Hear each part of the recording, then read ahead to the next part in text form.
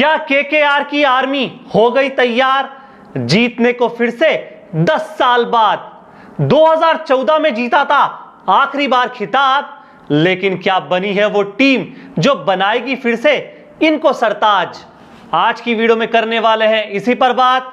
देखेंगे mini auction पे KKR ने क्या किया है इस बार। बने रहिए हमारे साथ, लेट्स गेट स्टार्ट। नमस्कार दोस्तों, मैं ईशान कुमावत और आप देख रहे हैं आईपीएल स्पेशल्स।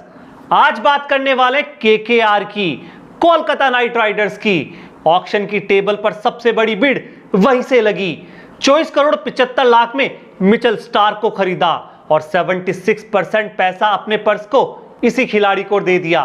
कितना बड़ा मास्टर स्ट्रोक रहा और कहां पर ये चूक गए, आज की वीडियो में इसी पर बात करेंगे। स्टेप बाय स्टेप चलेंगे, केकेआर का स्वॉट एनालिसिस करेंगे, अंत में केकेआर की परफेक्ट प्लेइंग 11 बनाने की भी कोशिश करेंगे। आप बने रहिए हमारे साथ, करते हैं शुरू। ऑक्शन टेबल पर केकेआर इकलौती ऐसी टीम है जिन्हें अभी भी 2 स्लॉट्स को फिल करना है, यानी 2 स्लॉट अभी भी यहां पर खाली नजर आते हैं। हालांकि पर्स में 1 करोड़ 35 लाख जरूर हैं, लेकिन वो 2 खिलाड़ी कौन होंगे, ये सबसे बड़ी जरूरत केकेआर की यहीं से लग रही है। सबसे पहले बात करते हैं केकेआर की रिक्वायरमेंट के बारे में, और इनकी सबसे बड़ी रिक्वायरमेंट थी टॉप ऑर्डर डिपार्टमेंट में एक इंडियन बल्लेबाज जो ओपनिंग का जिम्मा भी संभाल सके।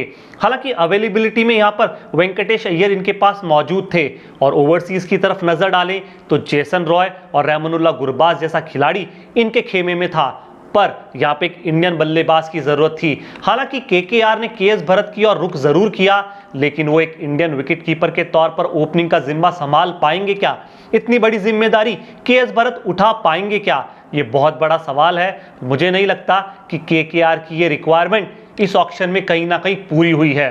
केकेआर की दूसरी रिक्वायरमेंट पर बात करें तो मिडिल ऑर्डर में एक ऐसा बल्लेबाज जो कहीं ना कहीं रिप्लेसमेंट के तौर पर और बैकअप के रूप में भी नजर आए। हालांकि मिडिल ऑर्डर केकेआर का बहुत स्ट्रांग है।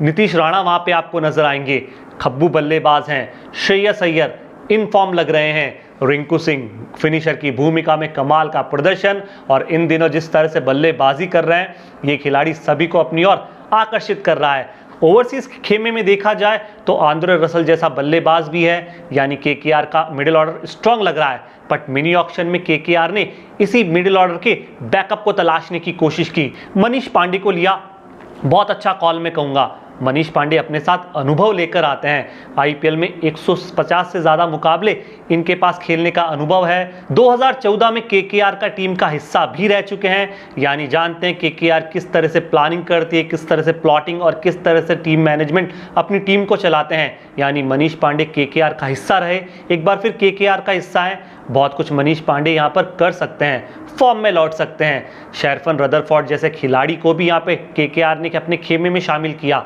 और शामिल किया अंकृश रघुवंशी को, एक बहुत यंग टैलेंट यहाँ पे नजर आता है। मिडिल ऑर्डर में बहुत अच्छा बैकअप केकेआर ने तलाश किया।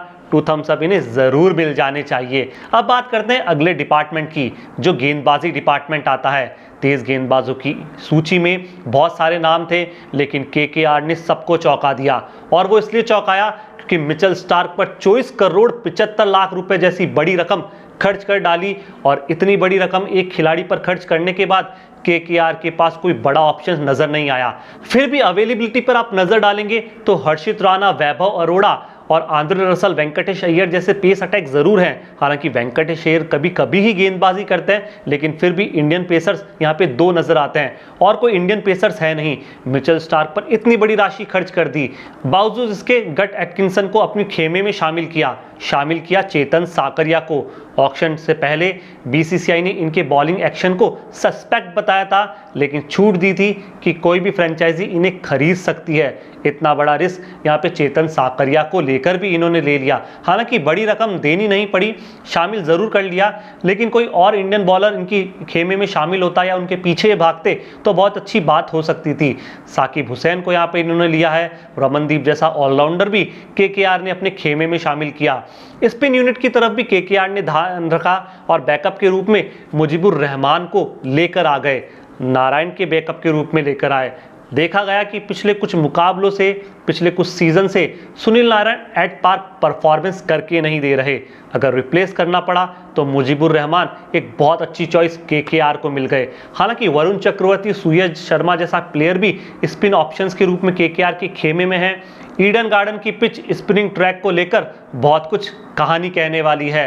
अनुकूल रॉय जैसा खिलाड़ी तो इनके पास पहले से ही मौजूद था, लेकिन फिर भी कोलकाता नाइट राइडर्स की इस ऑक्शन टेबल पर क्या प्रॉफिट्स रहे, इसको लेकर बात कर लेते हैं। प्रॉफिट में सबसे बड़ा नाम मिचेल स्टार्क, जो इनके खेमे में शामिल हो गया।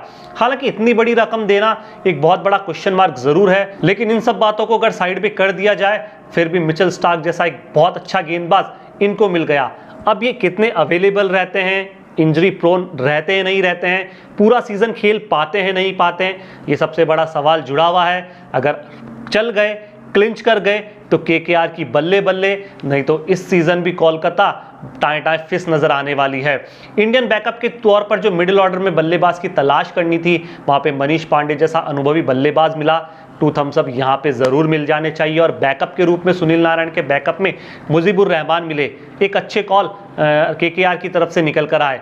2 स्लॉट जो अवेलेबल हैं अभी भी, वहाँ पे 1 करोड़ 35 लाख रुपए बचे हैं। क्या एक इंडियन विकेट कीपर की ओर देखेंगे जो यहाँ पर ओपनिंग का जिम्मा भी संभाल पाए? बिल्कुल देखना चाहिए। उर्विल पटेल की ओर देखना चाहिए। विजय हजारे ट्रॉफी में इस खिलाड़ी के नाम शतक है और मुझे लगता है कि केकेआर इस ओर जरूर जाना चाहेगा। लेकिन केकेआर के सबसे बड़े नुकसान क्या है? सबसे बड़ा नुकसान तो यही है कि मिचेल स्टार्क को ओवर प्राइस्ड में खरीदा, बहुत ज़्यादा पैसे मिचेल स्टार्क पर खर्च कर दिए। इतनी बड़ी रकम शायद मिचेल स्टार्क डिजर्व नहीं करते, क्योंकि ऐसा देखा गया और सोशल मीडिया पर भी एक तरह का ट्रेंड चल गया कि क्या मिचेल स्टार्क इतनी बड़ी राशि डिजर्व करते हैं क्या? ये कहीं ना कहीं बहुत अच्छे बाइज कर नहीं पाए, इंडियन फास्ट बॉलर्स को अप्रोच नहीं कर पाए।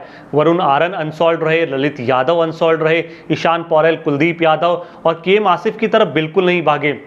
चाहते तो शार्दुल ठाकुर की ओर शुरू में भाग सकते थे, चाहते तो ये शुरुआत में बहुत अच्छे खिलाड़ियों को पिक कर सकते थे, हर्षल पटेल की ओर भी जा सकते थे, लेकिन इतनी बड़ी रकम इन्होंने सिर्फ मिचेल स्टार्क पर खर्च कर दी, जो बहुत बड़ा क्वेश्चन मार्क और बहुत बड़ा लॉस मैं केकेआर के लिए कह सकता हूँ। इंडियन विकेट कीपर का स्लॉट अभी भी खाली है जो ओपनिंग का जिम्मा संभाल सके, और सबसे बड़ी समस्या केकेआर की प्लेइंग 11 को लेकर भी होने वाली है। खैर, हमने जो प्लेइंग 11 डिजाइन की है उस पर नजर डाल लेते हैं। केकेआर की प्लेइंग 11 कैसी होगी? मुझे लगता है बहुत सारी समस्या यहाँ पे आने वाली है।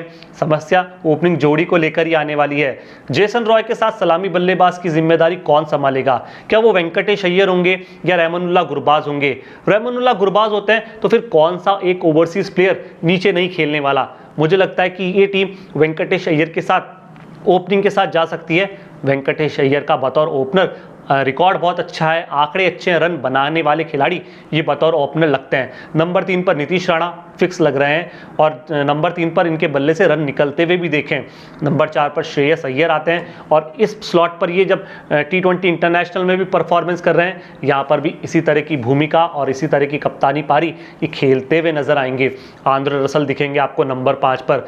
इनके पास बहुत बड़ी जिम्मेदारी होगी इस लोअर मिडिल ऑर्डर को संभालने की, क्योंकि लोअर मिडिल ऑर्डर और मिडिल ऑर्डर के बीच एक बहुत बड़ा पुल ये आंद्रे रसल के रूप में देख सकते हैं। रिंकू सिंह प्रॉपर फिनिशर के रूप में दिखेंगे। 3-4 ओवर मिलेंगे, अंत में ताबड़तोड़ अंदाज में बल्लेबाजी करनी होगी और रिंकू सिंह बखूबी इस रोल को निभा लेंगे। इन फॉर्म भी लग रहे हैं। सुनील नारायण आपको यहाँ खेलते हुए नजर आएंगे, बतौर स्पिन बतौर मिस्ट्री गेंदबाज नजर आते हैं। इकोनॉमी बहुत अच्छी दिखती है इनकी आईपीएल में, लगभग 6.25 साढ़े 6 की इकोनॉमी से गेंदबाजी करते हैं। बहुत असरदार साबित हो सकते हैं क्योंकि अनुभव अपने साथ लेकर आते हैं। मिचेल स्टार्क इतना बड़ा रकम, इतनी बड़ी राशि इन पर जब खर्च की है तो 100% ये प्लेइंग 11 का हिस्सा तो होंगे ही होंगे। फिर नाम आता है सूर्य शर्मा का, एक और स्पिन गेंदबाज। कोलकाता की ईडन गार्डन के मैदान पर इनकी स्पिन गेंदबाजी भी खूब घूमती हुई नजर आएगी। वरुण चक्रवर्ती एक और मिस्ट्री गेंदबाज है, इनकी इकोनॉमी भी बहुत अच्छी है। हालांकि 2 सीजन ठीक ठाक ही रहे, बहुत ज़्यादा अच्छे नहीं रहे, बहुत ज़्यादा खराब नहीं रहे, एवरेज परफॉर्मेंस निकल कर आया। लेकिन मुझे लगता है कि वरुण चक्रवर्ती, सूर्य शर्मा और सुनील नारायण की तिगड़ी कमाल की स्पिन गेंदबाजी करके दे सकती है। वैभव अरोड़ा बतौर इंडियन गेंदबाज आपको खेलते हुए नजर आएंगे, और मुझे लगता है कि इम्पैक्ट प्लेयर के रूप में हर्षित राणा आपको खेलते हुए नजर आ सकते हैं, और जब बल्लेबाजी करने आए तो शायद मनीष पांडे को आप मिडिल ऑर्डर में बल्लेबाजी करता हुआ देखें। ये तो थी दोस्तों केकेआर की टीम और हमारी राय, लेकिन आपका क्या सोचना है और आपका क्या कहना है? आपकी परफेक्ट प्लेइंग 11 कौन सी है? कमेंट बॉक्स में इसकी झलक हमें ज़रूर दिखाएं। शुक्रिया, बहुत बहुत धन्यवाद।